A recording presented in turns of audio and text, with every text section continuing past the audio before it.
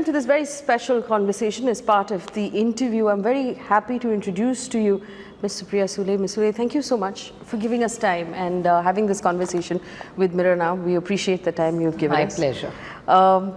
You have been working, like you've spoken about in the past, over the last 4 years in what you call a revival of your party in opposition in the state of Maharashtra and in the centre. Give me an idea of what that revival has entailed and what you believe you've achieved in the last 4 years. You see, I don't call it revival. I don't look at elections. If you win, means you're doing all the right things, and if you're not in power, means you need revival. I don't believe in that at all. When you're in power, everything looks nice, and once you win, every formula seems to be the best formula. So I don't think that's what I really look at it as. If you look at Mr. Pawar's 50 years of his entire career in politics, I mean 50 is in electoral politics. He has been in power for 25 years and he's been in the opposition for 25 years. Yes. And I think it's a great opportunity.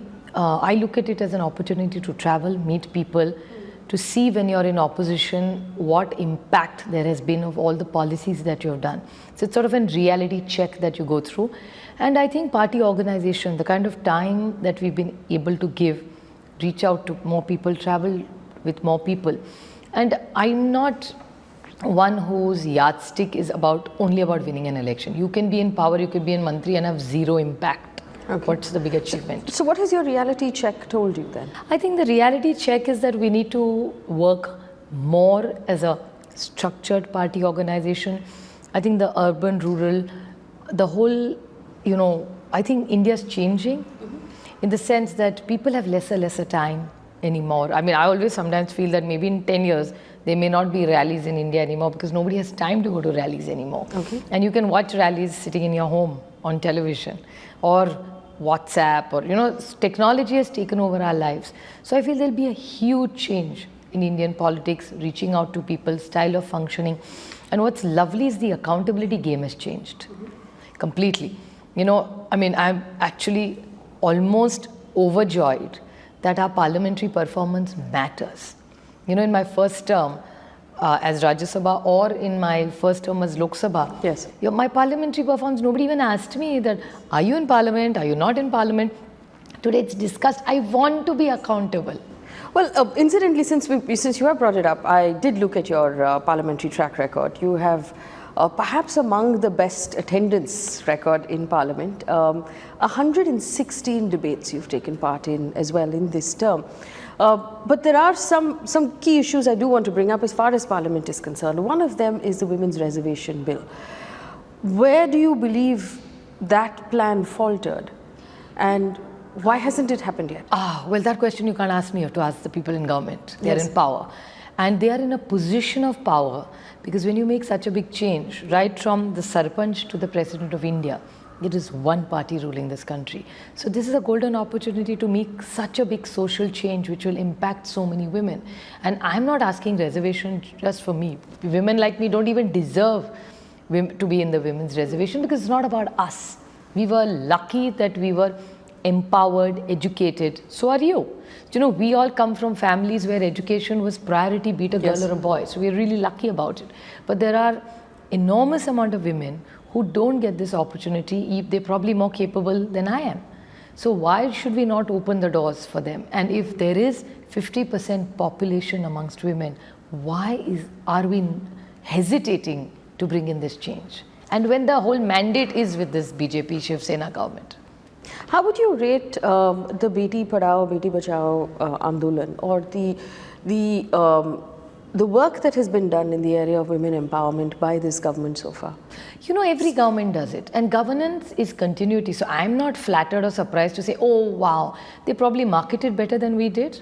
But the numbers are not showing any great grand reality that, oh my God, there's been a huge change. If you ask me, it's disappointing. Crime against women in this country, and especially in my state, has gone up, which is really disappointing. And I'll give you another data which is really shocking and disappointing is that some issues have to be above board and above politics. Right. There is a BJP MLA he thought it was really funny to say on a absolute forum that, I will pick up any boy who wants a girl, I can just pick her up and bring her Yes. wherever you want. I expected the Chief Minister of Maharashtra, if he really believes in Beti Bachao, Beti Padhao, and is the Home Minister of this state, to make a statement, condemn it, and make that man answerable. What message are you sending? If the Honorable Chief Minister of Maharashtra is mute and does not say a single word, no action is taken against this MLA, what signal are you saying? So at one time there's this so-called fake tag of saying that Beti Bachao, Beti Padhao, but when your own MLA talks about kidnapping girls, the Honorable Chief Minister, and I had expected more from him because he is even the Home Minister. Yes. So the law and order comes right under him. How dare any MLA of any party threaten anybody's daughter so publicly? Please tell me, won't you be offended? I am offended. We all have girls in our homes. How dare any man just talk like this about our girls? We love our daughters and we are proud of them. Well, as per the data of the 2014 elections, there are MLAs within the NCP who face charges of crime against women against them. Wouldn't that be a good place to start for you as well? Absolutely. I have to look within myself. Yes, they have not been dismissed. They are still occupying positions of power. No, they are not in position of power. Who is in position of power? Well, according to the data, that there are about 6 MLAs from the NCP who face charges of crime against women against them. But what kind of crime against women is important? First of all, I condemn any crime is a bad idea, be it any party. I think there is some change that we need to bid, and I first need to set the example. So when anybody says anything against a woman, it could be even from our party, I have openly condemned it, and I've done it on social media, so there's no backtracking on it, and from my verified account. Sure, I've also been given to understand, and correct me if I'm wrong, Please. but all of your party sources have told me that you don't have an ICC or an internal complaints committee for sexual harassment within the NCP No, of as course an we do. organization. Well, in that case, your course party we do. members don't know it exists. No, This that is a very problem. possible, but even in the where we are sitting right now, this place has one, and in NCP in the headquarter, I'm not sure if every taluka and district office has that. That I will verify, but we have written to them n number of times. There's every district, no, every block office must have this Vishaka committee. We Okay. must. There's no So doubt you do have it. Oh, of course we have it in our main office. Okay. Part of the revival that you will have to look at are the charges of corruption and the impression that the NCP is a corrupt party, which we have to be honest, you are dealing with, whether it is Jagan Oh, yeah. or Ajit Pawar, and the cases that they're facing against him. Ramesh Kadam has cases against him. Sunil Tatkare has cases against him. How are you dealing with that? Look, first of all, it's not easy because they came into power by making these allegations. It's been over 4.5 years. How much really have you seen the outcome of it? So really, if an administration which is talking so much about corruption made allegations, what has come out in 4.5 years? Nothing. Absolutely nothing. So these charges, I am standing at a point now and asking people what happened to those charges. They're obviously baseless, right? They were politically motivated. Because I see no logic, and what credibility does this government have anyway right now to point fingers at other people right now? So, okay, so then is the NCP very clear about having the Congress as a partner in 2019? Oh, absolutely. I don't think there's any doubt in our minds ever for that matter. And as a matter of fact, we've always initiated with a very positive approach towards the Congress party, always. And we've had a wonderful relationship in Delhi during UPA 1, during UPA 2. So I don't think there has been any But you fought problem. the Gujarat election separately, and that did cause an advantage to the BJP because votes were split between the two parties of NCP I don't think and that's fair Congress. because sometimes discussions go. So the way the ownership is on us, it was on the Congress also. So I can't be, everything that's wronged can't be because of NCP, and everything that BJP and Congress say is right. I think that's injustice to us, no? No, I just want to understand. So is this, like you said, you've had a wonderful relationship, but during that wonderful relationship, according to you, there was the Gujarat elections where you did fight but separately. No, not at all. The wonderful relationship was UPA 1 and 2. Okay. After that, 15 years we worked together exceptionally well in Maharashtra. The issue came only during that time when we couldn't have an agreement on seat sharing in 2014.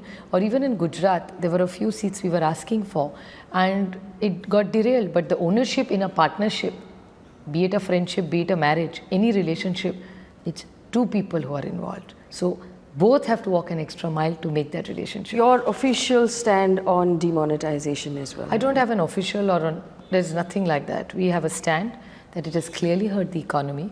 When they first started, the goalpost was eradication of black money. Now they've changed the goalpost and now they're saying they wanted more people in the system. Truly, we have seen, data has showed that demonetization has been one of the worst decisions for the economy.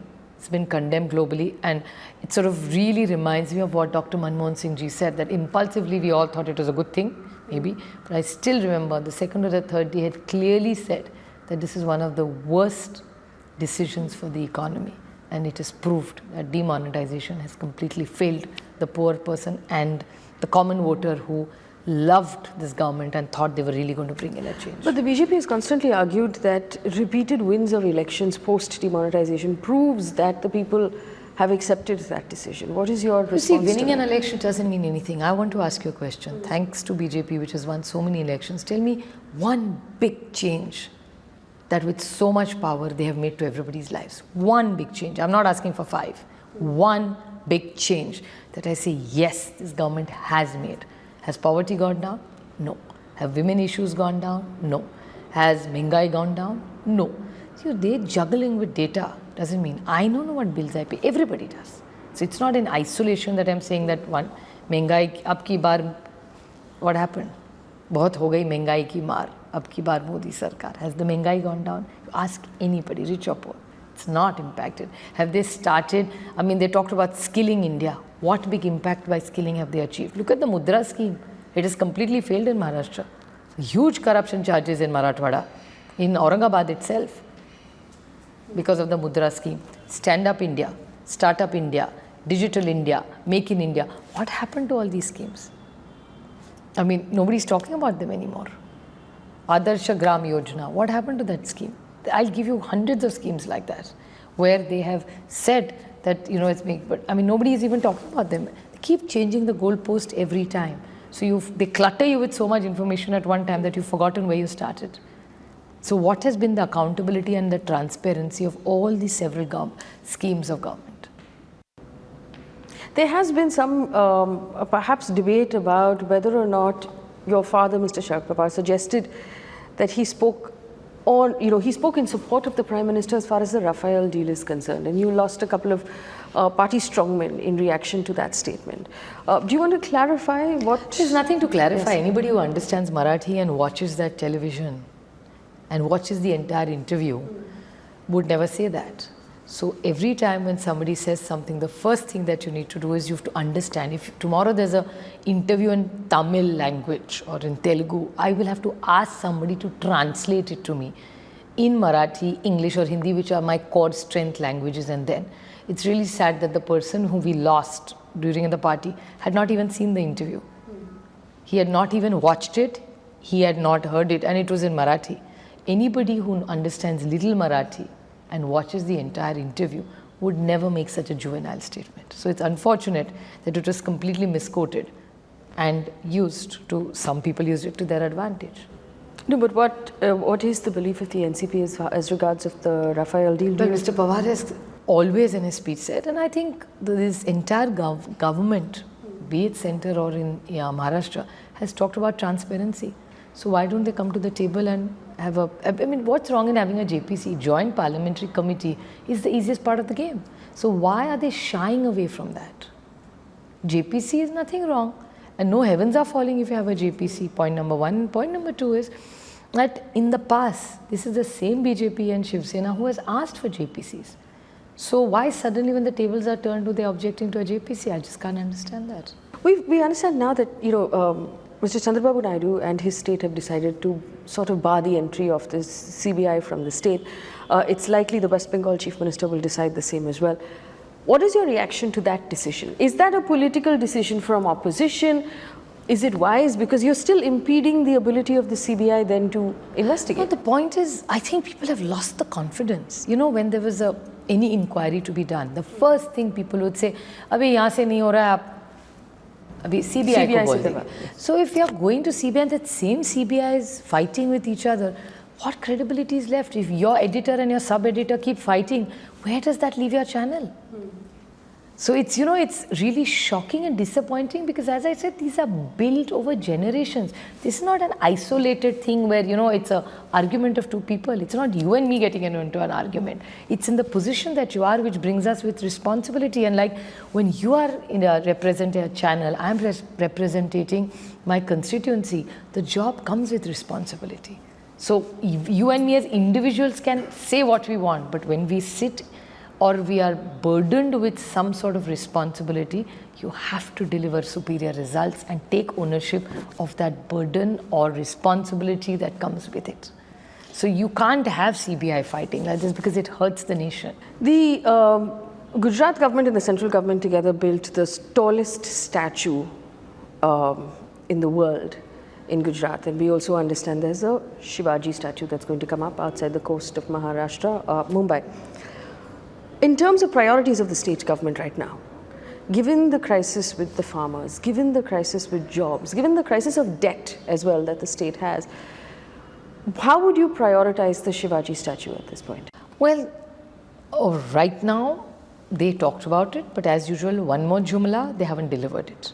These are all promises this government made by doing all these commitments when they came to power. I mean, what even is worse is one poor child, young boy, lost his life when they went for that puja. I mean, it's really painful. I mean, somebody's lost their life to go for an event. What was this government doing? And it's not a one-day story. There's a young lady who's become a widow. There's some mother who's lost her child. So in this sort of a scenario, the government should come clean and tell us how they're going to prioritize the money. They are not telling us anything, just make commitments. Then there was an issue with the height. Then there were some environmental clearances. So, sometimes, as I told you earlier, jumle pe jumla, there is really nothing that happens. There's always huge events, and every event they're spending in crores, either on full page ads or on hoardings and stuff like that. So this is all the fluff. This is like a peacock. It looks lovely. You're spending but 5 crores and 10 crores on just on events. So it's really disappointing for me that this government is doing this. If your government was in power in Maharashtra today, would you be building a statue? We would definitely build a statue. Shivaji is of great pride to us, but I would manage the money better than this government has. I will first stop the spending on all extra ads. I will, every petrol station has a banner. Let's rent. I mean, I would restructure my loan. I would restructure everything first. So I personally feel that what we need to do is this government needs to come clean on how they're going to spend money on what. The government would tell us, and supporters of the government would tell us, that the Jalyukta Shiva project and the metro project in Mumbai are projects that have actually moved at great speed and have done very well. Would you agree with that? Not at all. That's a joke, whoever's told you that. Because Jalyukta Shiva, they have not given money for 2 years. I mean, the credit goes to Amir Khan and Pani Foundation, not to this government. Because Pani Foundation and Amir Khan really took it to another level. They put in the resources, and please remember one thing, in Jalyukta Shiva, people have got into that movement. Amir Khan made the appeal. Pani Foundation supported, and people of Maharashtra have worked. Government has not done anything. And in the last 2 years, they've not even funded the program. You can verify all the data that I'm telling you. And the Mumbai Metro? Mumbai Metro is working. It's creating a lot of inconvenience to people. I'll be happy if it's done on time, but I hope in a rush to make it, they are making sure they're taking all the safety measures. That's my concern. Sometimes you try to run too fast and you're not taking safety precautions. And if they're running the metro, I would even urge them to look into all the Mumbai railway services. We don't have toilets, the suburbans are really not clean. They don't come on time. We need many more trains. That's really the backbone of Mumbai, is the trains and the locals. So they should even look at upgrading that, not just look at isolated projects. I know that you are a wildlife enthusiast, specifically when it comes to the tiger. There was a massive controversy with the tigress Avni, the manner in which that case was dealt with, and the cubs who have still not been found. Absolutely. Where do you think the government went wrong? They are always in a hurry to do the wrong things. They're never in the hurry to doing the right things, by the way. So it's really disappointing and shocking, and I really hail Menka Gandhi ji in this, that even if she realized it was her party man she was open and honest and dedicated to the cause. So I respect her for that. That, to shoot, there are rules are made to be followed by governments. So I really respect her that she stood her ground for the right cause. And I just feel that a lot of times we are encroaching them. A lot of times, the man-animal conflict is a huge issue. A lot of people are writing about it. I have a lot of friends who work in it. And if we keep encroaching on the jungles, there is going to be conflict. So how are we going to address it? And should this entire tigress issue not been dealt a little more patiently? Was killing it the only solution? And haphazardly, there was absolutely no plan in place. It's really hugely disappointing what has happened, hugely, and it's very painful for me. But the other question I must ask you is about the Me Too movement. We did talk about ICCs in political parties. Parliament had its share as well, with MJ Akbar being accused. There was disappointment at that time, I'll be honest, about the fact that women parliamentarians were not as vocal about MJ Akbar and the accusations he was facing as much as the rest of the country would have liked to see women parliamentarians take a stand. Why do you think that is? I don't think so. I think, most of the women parliamentarians have made comments. I've seen it on Twitter and Facebook. They may not have been jumping on channels, or maybe no channel asked them. That also is a possibility. But I don't think in the Me Too movement, there's not about a parliamentarian. Please remember one thing, it's not only the female, even the male parliamentarians sometimes surprise us, and we feel very happy when they speak about such issues, and they have very strong views. Because when it's a women's issue... But MJ Akbar is still a member of parliament. He's been removed from the ministry. Yeah. He's resigned from the ministry, Yeah. but he's still a member of Rajya Sabha. So do we want a man like that in Rajya Sabha? That his party should take the decision, no? Beti bachao, beti padhao, then stick to it. And what's disappointing is the Honorable Prime Minister did not even make a statement about it. An official statement with a Twitter handle with such big following, we would have given a great signal to this country. You did, and you have announced that your father will no longer be contesting elections. I have not announced. He has. But is he retiring from active politics? That is he you have going to to ask him. continue to be a member of the party, or is he Obviously he'll sort of become, Margdarshan committee at this point? Yeah, he's somebody who works 24/7 for the last 60 years. So I don't think he would ever like to be out of a job in that sense of the work. And he recreates work for himself all the time. He rediscovers himself all the time. With a lot of things, he's always rediscovered himself. So he'll always find something to do. And you've also said clearly that you're the only member of the family who'll be contesting in 2019. For Lok Sabha, yes. And my brother Rajit will contest for Vidhan Sabha. We've done it in the past. Okay. And the talks of the Mahagathbandhan, you did say now that you're firmly clear about the fact that the Congress is your partner. But I want to understand from you as a sort of experienced parliamentarian, do you believe that Rahul Gandhi is the clearest leader for that Gathbandhan? Well, time will tell. And I think even the Congress party has made it very clear about the Mahagathbandhan. So I think what we really need to do is we need to get a stable and a good government, which is a progressive government, which will take India to the next level. Who leads it, how leads it, let's leave it to time. But actually, I'm really glad you said that, because if we look at the collection of people in this Mahagathbandhan, and I suppose the last time we saw all of them together was the swearing in of the current Karnataka Chief Minister. What joins these people together, other than the fact that it's not the BJP? In terms of ideology and what you believe and what you'll achieve, what is the single thought among these people? I think development. I think each one wants to come together to make sure India is a vibrant democracy where all these institutions work independently, which we have both shown concern about, and to take India to the next level where India deserves it. There's this whole Indian population which is an aspirational India, which deserves better governance, which deserves the best, if you ask me. Okay. So I think why can't we have, and you see UPA 1 and 2, there have been fabulous programs. But those false allegations did cost the party in the 2014 elections. Do you think that image has been changed? You see, the image, of course we have to work harder for it. You have to see, before we point fingers at anybody, you have to introspect into ourselves first. Obviously we did lose an election, so it's no point saying all is well. Obviously all is not well, otherwise why would we lose? So we had 3 terms, a lot was going wrong towards the end, which you earlier we talked about. So I think we really need to introspect, rebuild the party in a way of getting, and people who have left us and gone to other parties are not angels.